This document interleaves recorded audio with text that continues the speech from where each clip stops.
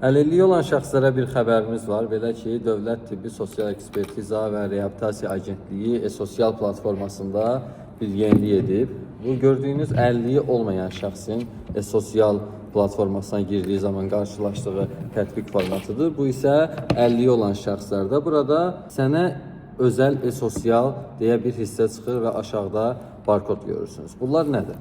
Sənə özəl e-sosial hissəsinə girdikdə burada ən yuxarıda rəqəmsal əlillik kartı. Məsələn, sən sona təbin tabeliyində fəaliyyət göstərən tibb müəssisələrində xidmət aldığın zaman birinci dərəcə əlilliyi olan şəxs olduğuna görə sənə növbəsiz xidmət göstərilməlidir. Amma səndən rəqəmsal əlillik kartını soruşsalar və yaxud da əlilliyini təsdiq edən bir sənədini göstər desələr, sən buradan rahatlıqla bu sənədini göstərə bilərsən.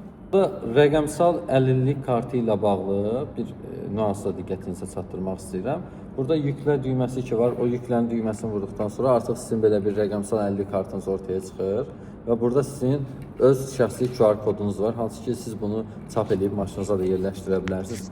Azparking əməkdaşları üçün onlar maşınınızı əlilliyi olan şəxslər üçün ayrılan xüsusi dayanacaqlarda saxladığınız zaman bu maşının məhz əlilliyi olan şəxsə aid olan bir maşın olduğunu təsdiqləmək üçün sizə kömək ola bilər. Sonra sənə başqa bir məlumat da verəcəm.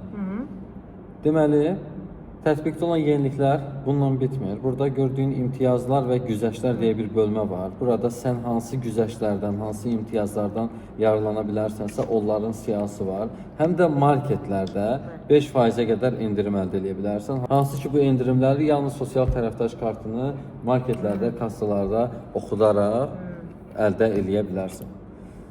Mən əlilliyi olan şəxslərlə çalışan bir insan kimi, eyni zamanda Arabası Əlillər Şəbəkəsi İctimai Birliyinin sədri kimi bu addımı alqışlayıram. Bütün əlilliyi olan şəxslərə mütəmadi olaraq bu proqramdan, bu funksiyadan istifadə etməyi təklif edirəm. Bəs sən? Mənim üçün də bu xoş bir şeydir. Yəni ümumiyyətlə heç bilmirdim, sənin sayəndə öyrəndim. Mən də bugün öyrənmişəm. Mən də alqışlayıram.